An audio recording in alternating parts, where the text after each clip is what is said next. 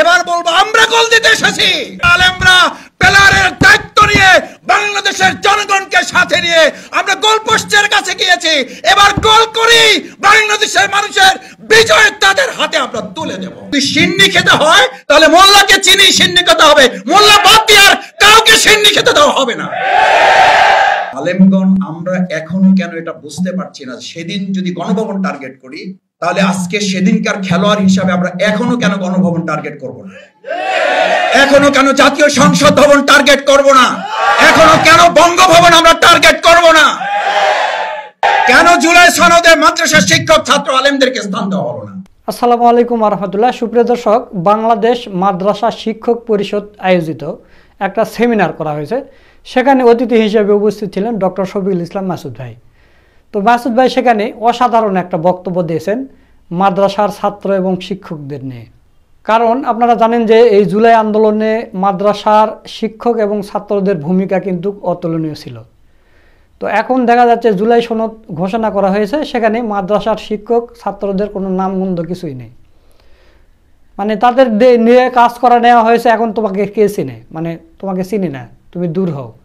তো এই কারণে ডক্টর শফিকুল ইসলাম মাসুদ ভাই বলেছিল যে আপনাদের তখন গণভবন আপনাদের টার্গেট ছিল, সংসদ ভবন টার্গেট ছিল, এখনও আপনাদের টার্গেট করতে হবে। তো দর্শক, সেখানে ডক্টর শফিকুল ইসলাম মাসুদ ভাই একটা সংক্ষিপ্ত বক্তব্য দিয়েছে, যা মুহূর্তের মধ্যে সোশ্যাল মিডিয়ায় ভাইরাল হয়ে গেছে। দর্শক, এই ভিডিওটা খুবই গুরুত্বপূর্ণ ভিডিও, আপনাদের প্রতি অনুরোধ থাকবে পুরো বক্তব্যটা শুনে যাবেন। তো চলুন বেশি দেরি করবো না, মাসুদ ভাইয়ের পুরো বক্তব্যের ভিডিওটা দেখে আসি। আসসালামু আলাইকুম ওয়া রাহমাতুল্লাহি ওয়া বারাকাতুহু। আলহামদুলিল্লাহ, ওয়াসসালাতু ওয়াসসালামু আলা রাসূলিল্লাহ ওয়া আলা আলিহি ওয়া সাহবিহি আজমাইন।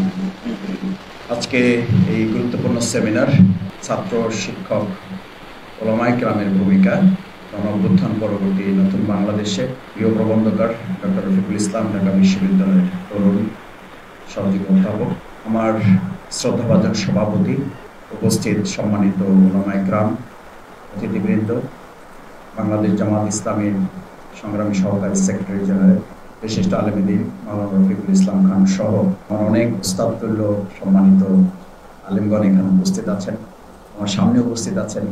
আমরা সকলকে আন্তরিকভাবে ধন্যবাদ জানাই, কৃতজ্ঞতা জানাই যে আপনারা সেই শুরু থেকে এখন পর্যন্ত আজকের এই প্রোগ্রাম সফল করার জন্য এখানে উপস্থিত আছেন। আমাদের সম্মানিত অতিথিবৃন্দ ওলামায়ে কেরামগণ বক্তব্য রাখবেন। প্রধান আমাদের সম্মানিত মাননীয় ধর্ম উপদেষ্টা সহ অন্যান্য আলেমগণ কথা বলবেন। আমি দু-তিনটা বিষয়ে কথা বলে আমার বক্তব্য শেষ করতে চাই। সম্মানিত উপস্থিতি, এখানে যারা আছেন, যারা ভূমিকা রেখেছেন, জুলাই আগস্টে আরও যারা ভূমিকা রেখেছেন, তাদের মধ্যে একটা মৌলিক পার্থক্য আছে। জুলাই আগস্টের গণ আন্দোলনে কেউ রক্ত দিয়েছেন, ঘাম দেননি, কেউ ঘাম দিয়েছেন, রক্ত দেন নাই, কেউ ঘাম রক্ত দুটোই দিয়েছেন, চোখের পানি দেননি। কেউ এমন আছেন রক্ত দিয়েছেন, ঘাম দিয়েছেন, চোখের পানি দিয়েছেন, দিনের বেলায় অসহায় ছিলেন, রাত্রিবেলা জায়নামাজে দরবেশগিরির দায়িত্ব পালন করলেন, রূহবান আল্লাহ তাদের নিয়ে বসেছিল, তাদের কাছে শেষ কথা বলেছিল অবস্থা ভালো না, আপনারাও একটু আল্লাহর কাছে দোয়া করেন। মনে আছে আপনাদের? সেদিন তিনিও কিন্তু আপনাদের রাস্তা ধরেছিলেন, শেষ পর্যন্ত তিনিও আপনাদের পথে হেঁটেছেন, কিন্তু যতক্ষণে হেঁটেছেন ততক্ষণে আল্লাহ তাআলা তার জন্য রাস্তা বন্ধ করে দিয়েছেন।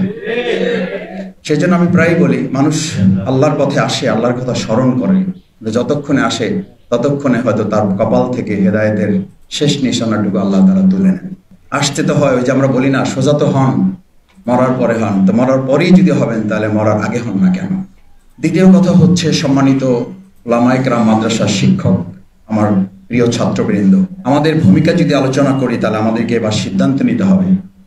সেদিন আমরা যাত্রাবাড়ি থেকে কি সিদ্ধান্ত নিয়ে বলেছিলাম এবার আমরা বাইতুল মোকাররমে যাব না গণভবনে যাব? ও, এটা আপনাদের বুঝতে অসুবিধা হচ্ছে। সেদিন কোথায় সিদ্ধান্ত নিয়েছিলাম যে আমরা জাতীয় মসজিদ বাইতুল মোকাররমে যাব না গণভবন দখলে যাব? আমি খুব কেন বুঝতে পারি না আমি যে আলেমগণ আমরা এখন কেন এটা বুঝতে পারছি না, সেদিন যদি গণভবন টার্গেট করি তাহলে আজকে সেদিনকার খেলোয়াড় হিসাবে আমরা এখনো কেন গণভবন টার্গেট করব না, এখনো কেন জাতীয় সংসদ ভবন টার্গেট করব না, এখনো কেন বঙ্গভবন আমরা টার্গেট করব না? কেন আমাদের শুধু মসজিদ, মাদ্রাসা, জাতীয় বাইতুল মোকাররম এইটুকু হইলেই যেন? আমি আমাদের শ্রদ্ধেয় একজন প্রিন্সিপাল ছিলেন, আমি সস্তিনা মাদ্রাসার ওখানকার ছাত্র। তো আমার শিক্ষক বলতেন যে আমাদের একটা অসুবিধা কি বাসু জানো, আমরা দুনিয়ার দৃষ্টিতে কোনো কিছু একটু পেলে মোটামুটি আত্মতৃপ্তিতে ভরপুর, অথচ আল্লাহ গোটা রাজ্যটা আমাদেরকে দিতে চান, সেখানে আমরা কোনো একটা টুকরো মাটি নিয়ে আমরা আনন্দে আত্মআলিত হয়েছে। আজকে আমাদেরকে এটা মাথায় নিতে হবে যে এই আলেম ওলামা ছাত্র শিক্ষক সেদিন যাত্রাবাড়ি দখল করে নাই, সেদিন আমরা ডিক্লেয়ার করেছিলাম গণভবন। আজকে সেই যাত্রাবাড়ি উদ্ধার করা, সেই বিএনএস ভবন উদ্ধার করা, সেখানকার বিজয় ঘোষণা করা ছাত্রদেরকে জুলাই সনদে রাখা হবে না। সেই জুলাই সনদ এই বাংলাদেশের মানুষটা একজন মানুষ এটা বিশ্বাস করে না। কেন জুলাই সনদে মাদ্রাসার শিক্ষক ছাত্র আলেমদেরকে স্থান দেওয়া হলো না? তার মানে কি জানেন? আপনাদেরকে ইতিমধ্যে জানিয়ে দেওয়া হয়েছে মোল্লার কাজ শেষ, এখন সিন্নি শুধু পালা। আর এবার আমরা বলতে চাই, যদি সিন্নি খেতে হয় তাহলে মোল্লাকে চিনি সিন্নি খেতে হবে, মোল্লা বাদ দিয়ে আর কাউকে সিন্নি খেতে দেওয়া হবে না। আবার সিন্নি সামনে আসছে 2026 সাল, আবার দেখবেন সিন্নির কাছে মাছি বনবন করা শুরু করছে। মাছি বনবন করে এই দুই প্রকার মাছি, একটা মোটা মাছি, একটা চিকন মাছি। মোটা মাছি কোথায় কোথায় বসে জানেন? স্বাস্থ্য ভালো কোথায় বসে জানেন? আমি এই কথা বলতেছেন, আমার মুরব্বীদের কাছ থেকে এগুলো ওয়াজ শোনা, তো এই ওয়াজ ওনাদের সামনে বললে ওনারা আমাকে একটু আদবের খেলাপ মনে করবেন, আমি শুধু স্মরণ করে দেওয়ার জন্য।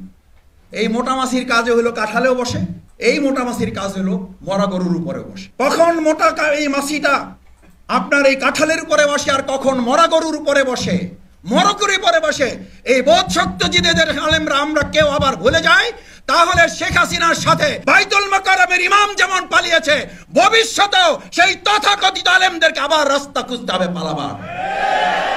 আমি বিশ্বাস করি আজকের সেমিনারের সেই বোধ শক্তি উপলব্ধি এখান থেকে আমাদেরকে নিয়ে যেতে হবে। শেষ কথা, সম্মানিত উপস্থিত সুধী মণ্ডলী, আজকে আমরা এখানে যারা আসছি আমাদেরকে দেখবেন সব প্রোগ্রাম হয়, জাতীয় প্রোগ্রাম, বিভিন্ন গুরুত্বপূর্ণ প্রোগ্রাম, উপস্থিতি মিডিয়াতে আমাদের উপস্থিতি, মিডিয়া লম্বা লম্বা আলোচনা হয়। যারা এসি রুমে বসে এই ফেসবুকে এবং টিভি দেখে জুলাই আগস্টের ঘটনা বর্ণনা করে তারাও ওখানকার কেস, আর যারা রাস্তায় ঘাম ঝরিয়েছে, রক্ত ঝরিয়েছে, চোখের পানি ঝরিয়েছে, দিনের বেলা রোজা রেখেছে, আপনি বিশ্বাস করবেন না, আমরা যখন কলা এবং রুটি বিতরণ করি এরকম অসংখ্য ভাইকে বলতে শুনেছি, মাসুদ ভাই আমি তো এখন কলা খাবো না, আমি তো রুটি খাবো না, আমাকে দেন, আমি আরেকজনকে দেবো। কেন খাবেন না? মাসুদ ভাই আমি তো রোজা রেখে এসেছি। আপনি বলতে পারেন জুলাই আগস্টের গণঅভ্যুত্থানের এরকম অন্য কে রোজা রেখে রাতকে তাহাজ্জুদ পড়েছে আর কাবার গিলাফ ধরে দোয়া করার পর তারপরে আন্দোলনে এই ভূমিকা পালন করেছে তাদের বাদ দিয়ে আপনি মিডিয়া চালান, তাদের বাদ দিয়ে আজকে আপনাদের অন্তর্বর্তীকালীন সরকার চলতে চান। যদি চলতে চান, জুলাই আগস্টের যে ভুল হয়েছে তার চেয়ে কয়েক গুণ মূল্য দিয়ে আবার আলেম সমাজকে নিয়ে এই বাংলাদেশ পরিচালনার সিদ্ধান্ত নিতে হবে। তার আগেই এই আলেম সমাজ, ছাত্র, মাদ্রাসা সবাইকে সমান মূল্যায়ন না, ন্যায্য মূল্যায়ন করতে হবে।